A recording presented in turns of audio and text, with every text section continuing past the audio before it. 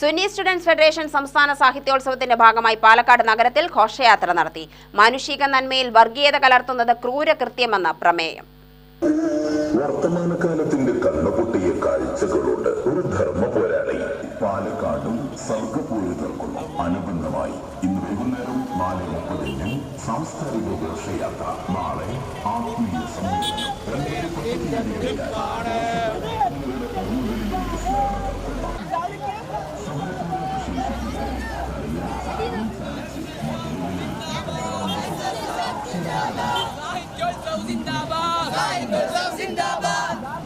വർഗീയതയുടെ തീവ്രമായ ഗർജനങ്ങൾ കൊണ്ട് ചതുർച്ചുമരുകൾ വിറങ്ങലിക്കുമ്പോൾ അവകാശ ധ്വംസനത്തിന്റെ അതിശീഘ്ര ക്രിയകൾ.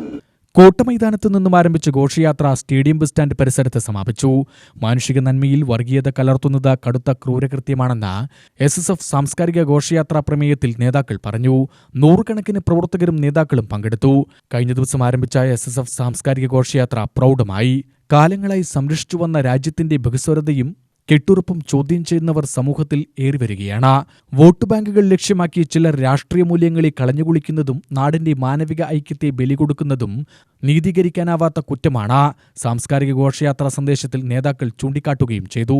എല്ലാവർക്കും ഹൃദയമാലിന്യങ്ങൾ ഉണ്ടാവും. നമ്മളത് ഒന്നുകിൽ ആത്മീയമായ തലങ്ങളിൽ, അല്ലെങ്കിൽ കലാപരമായ തലങ്ങളിൽ, അല്ലെങ്കിൽ പരിസ്ഥിതിക സംബന്ധമായ തലങ്ങളിലൊക്കെ ഇടപെട്ട് ആ ഹൃദയമാലിന്യങ്ങൾ ഒഴുക്കിക്കളയുകയാണ്. പക്ഷെ ഇതിനൊന്നും തയ്യാറാകാത്ത, ഇതിനൊന്നും മെനക്കെടാത്ത മനുഷ്യർ അവരനെ ദ്രോഹിച്ച് അതിലൂടെ തൻ്റെ വിദ്വേഷവും പകയും ഒഴിപ്പിക്കുന്നത്. അതാണ് ഈ മോറൽ പോലീസിൻ്റെ പിന്നിലുള്ള മനോഭാവം, അതിൻ്റെ സൈക്കോളജി.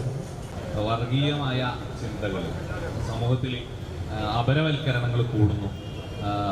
ഈ എന്താ പറയുക, ചൂഷണങ്ങൾ കൂടുന്നതിൻ്റെ ഭാഗമായി ചില ഹെജിമോണികൾ, അപ്രമാദിത്വ താല്പര്യമുള്ള ആളുകൾ, എന്താ പറയുക, റീജിയണൽ ഹെജിമോൺസ് ആവാം, പ്രാദേശിക മാടമ്പികൾ നമ്മൾ പറയും, അല്ലെങ്കിൽ ഇന്റർനാഷണൽ ആയിട്ടുള്ള മാടമ്പികളാവാം. ഇവരൊക്കെ ഇവരുടെ താല്പര്യത്തിന് വേണ്ടി മനുഷ്യരെ വിഭജിക്കാൻ ഇങ്ങനെ ശ്രമിച്ചുകൊണ്ടിരിക്കും.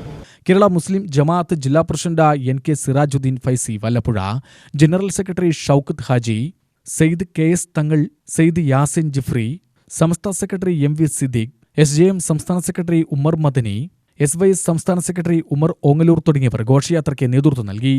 UTV news, Palakkad.